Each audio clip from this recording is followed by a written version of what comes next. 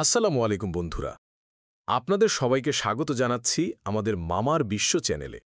রাষ্ট্রবিজ্ঞানের মৌলিক ধারণাগুলো জানার পর এবার আমাদের আলোচনার বিষয় হল সরকার, একটি রাষ্ট্রের ইঞ্জিন। সরকারের অঙ্গ কয়টি? আইন বিভাগ, শাসন বিভাগ আর বিচার বিভাগ কিভাবে কাজ করে, তাদের মধ্যে ক্ষমতার ভারসাম্য কিভাবে রক্ষা হয়, আর রাজনৈতিক দল, চাপ সৃষ্টিকারী গোষ্ঠী বা আমলারাই বা কিভাবে রাষ্ট্র পরিচালনায় ভূমিকা রাখে। আজকের এই পর্বে আমরা সরকারের এই জটিল কিন্তু অত্যন্ত গুরুত্বপূর্ণ অঙ্গপ্রত্যঙ্গগুলো নিয়ে আলোচনা করব। এই টপিক থেকে প্রতিবারই কিছু প্রশ্ন আসে, যা আপনার সফলতার জন্য খুবই জরুরি। চলুন শুরু করা যাক।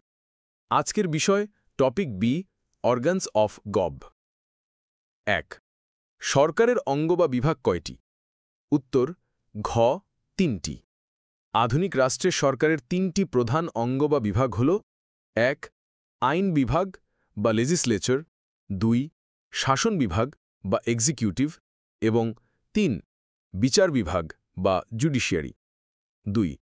ক্ষমতার স্বতন্ত্রীকরণ নীতি বা সেপারেশন অফ পাওয়ার এর প্রবক্তা কে? উত্তর গ, মন্টেস্কু। ফরাসি দার্শনিক মন্টেস্কু তার the spirit of the laws গ্রন্থে সরকারের ৩টি বিভাগের কাজ পৃথক রাখার উপর জোর দেন, যাতে স্বৈরাচার রোধ করা যায়। ৩. আইন বিভাগের প্রধান কাজ কি? উত্তর খ, আইন তৈরি করা।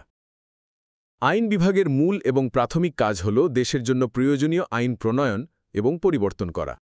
৪. শাসন বিভাগের মূল দায়িত্ব কি? উত্তর গ, আইন অনুযায়ী দেশ পরিচালনা করা। শাসন বিভাগ আইন বিভাগ কর্তৃক প্রণীত আইন প্রয়োগ করে এবং দেশের প্রশাসনিক কার্যাবলী সম্পাদন করে। ৫. বিচার বিভাগের প্রধান কাজ কি? উত্তর খ, সংবিধান ও আইনের ব্যাখ্যা দেওয়া এবং ন্যায় বিচার প্রতিষ্ঠা করা। বিচার বিভাগ দেশের প্রচলিত আইন অনুসারে বিরোধের নিষ্পত্তি করে এবং সংবিধানের অভিভাবক হিসেবে কাজ করে। ৬. প্রপোর্শনাল রিপ্রেজেন্টেশন বা আনুপাতিক প্রতিনিধিত্ব ব্যবস্থা কোথায় বেশি উপযোগী? উত্তর খ, বহুদলীয় গণতান্ত্রিক ব্যবস্থায়। এই ব্যবস্থায় ছোট ছোট দলগুলো তাদের প্রাপ্ত ভোটের অনুপাতে আইনসভায় প্রতিনিধি পাঠানোর সুযোগ পায়, যা বহুত্ববাদী সমাজের জন্য উপযুক্ত। ৭. ইলেক্টরেট বা নির্বাচক মণ্ডলী বলতে কাদের বোঝায়? উত্তর গ, দেশের ভোট অধিকারপ্রাপ্ত সকল নাগরিক। একটি দেশের যে সকল নাগরিক আইন অনুযায়ী ভোট দেওয়ার যোগ্য, তাদের সমষ্টিকে নির্বাচক মণ্ডলী বলে। ৮. আধুনিক গণতন্ত্রে কোনটিকে চতুর্থ স্তম্ভ বা ফোর্থ স্টেট বলা হয়? উত্তর গ, সংবাদ মাধ্যম বা জনমত। সংবাদ মাধ্যম সরকারের কাজের সমালোচনা ও জনমত গঠনের মাধ্যমে রাষ্ট্র পরিচালনায় পরোক্ষ কিন্তু শক্তিশালী ভূমিকা রাখে বলে একে চতুর্থ স্তম্ভ বলা হয়। ৯. কোনটি রাজনৈতিক দলের প্রধান উদ্দেশ্য?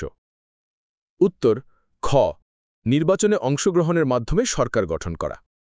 রাজনৈতিক দলের চূড়ান্ত লক্ষ্য হল নিয়মতান্ত্রিক উপায়ে, অর্থাৎ নির্বাচনের মাধ্যমে রাষ্ট্রীয় ক্ষমতা গ্রহণ করে নিজেদের নীতি ও আদর্শ বাস্তবায়ন করা।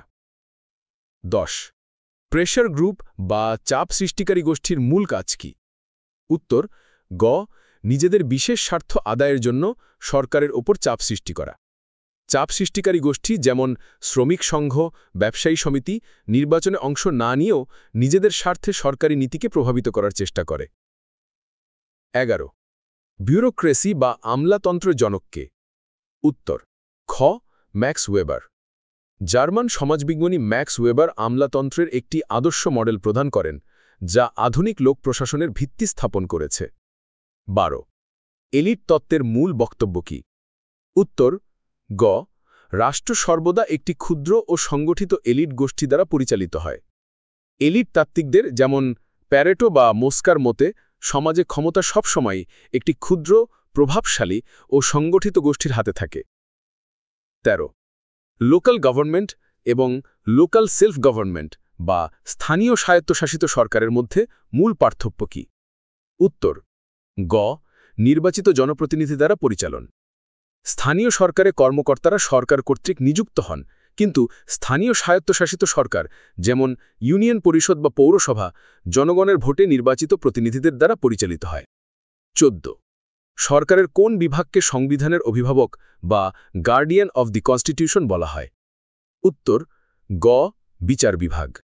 বিচার বিভাগ সংবিধানের কোনো ধারা বা আইনের ব্যাখ্যা দেয় এবং আইনসভা প্রণীত কোনো আইন সংবিধান বিরোধী হলে তা বাতিল করতে পারে। 15 সংসদীয় সরকার ব্যবস্থায় শাসন বিভাগ কার কাছে দায়ী থাকে? উত্তর গ আইনসভার কাছে। এই ব্যবস্থায় প্রধানমন্ত্রী ও তার মন্ত্রিসভা তাদের কাজের জন্য আইনসভা, বিশেষ করে নিম্নকক্ষের কাছে সম্মিলিতভাবে দায়ী থাকেন। 16 দ্বিকক্ষ বিশিষ্ট আইনসভার উচ্চকক্ষ সাধারণত কিসের প্রতিনিধিত্ব করে? উত্তর খ জ্ঞানী-গুণী ও অভিজাত শ্রেণী বা অঙ্গরাজ্য। যুক্তরাষ্ট্রে অঙ্গরাজ্য সিনেট এবং যুক্তরাজ্যে অভিজাত শ্রেণী হাউস অব লর্ডস উচ্চকক্ষে প্রতিনিধিত্ব করে। 17 কোনটি রাজনৈতিক দলের অপরিহার্য কাজ নয়? উত্তর গ বিচার কার্য পরিচালনা করা। বিচার কার্য পরিচালনা করা বিচার বিভাগের কাজ, রাজনৈতিক দলের নয়।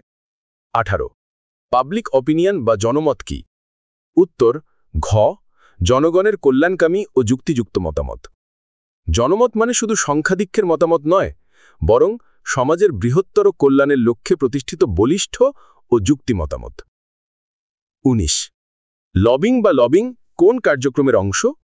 উত্তর গ চাপ সৃষ্টিকারী গোষ্ঠী। লবিং হল আইন প্রণেতাদের প্রভাবিত করে নিজেদের স্বার্থে আইন প্রণয়ন বা পরিবর্তন করানোর একটি কৌশল যা চাপ সৃষ্টিকারী গোষ্ঠীগুলো ব্যবহার করে। 20 একটি দেশের আইন ভালো না মন্দ তা বিচার করার ক্ষমতাকে কি বলে?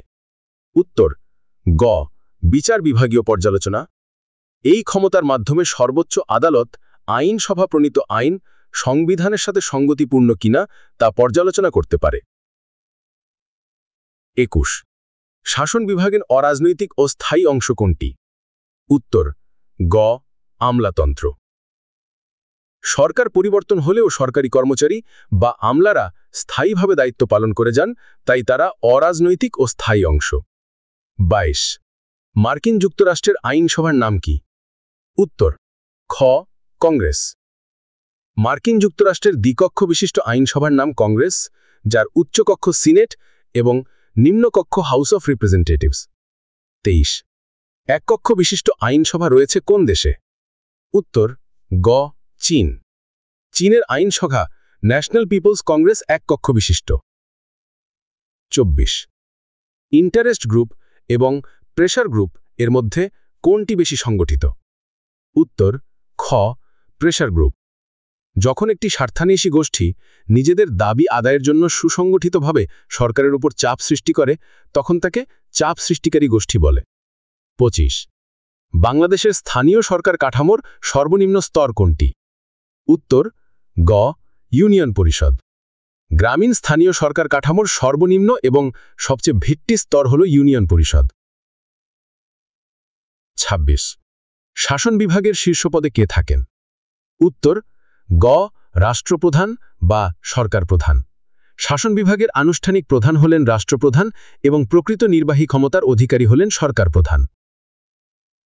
27 আইনসভার সদস্য না হয়েও মন্ত্রিসভার সদস্য থাকা যায় কোন ব্যবস্থায়? উত্তর খ রাষ্ট্রপতি শাসিত ব্যবস্থায়। রাষ্ট্রপতি শাসিত ব্যবস্থায় রাষ্ট্রপতি তার মন্ত্রিসভার সদস্যদের আইনসভার বাইরে থেকেও নিয়োগ দিতে পারেন। 28 আমলাতন্ত্রের বৈশিষ্ট্য নয় কোনটি? উত্তর গ দলীয় আনুগত্য। আদর্শ আমলাতন্ত্রে কর্মচারীদের রাজনৈতিকভাবে নিরপেক্ষ থাকার কথা, কোনো নির্দিষ্ট দলের প্রতি অনুগত নয়। 19 ভেটো বা ভেটো ক্ষমতা সাধারণত কার হাতে থাকে? উত্তর গ রাষ্ট্রপ্রধান। আইনসভা কর্তৃক পাশকৃত কোনো বিলে রাষ্ট্রপতির অসম্মতি জানানোর ক্ষমতাকে ভেটো বলে। 30 সরকারের কোন বিভাগ বাজেট প্রণয়ন ও অনুমোদন করে?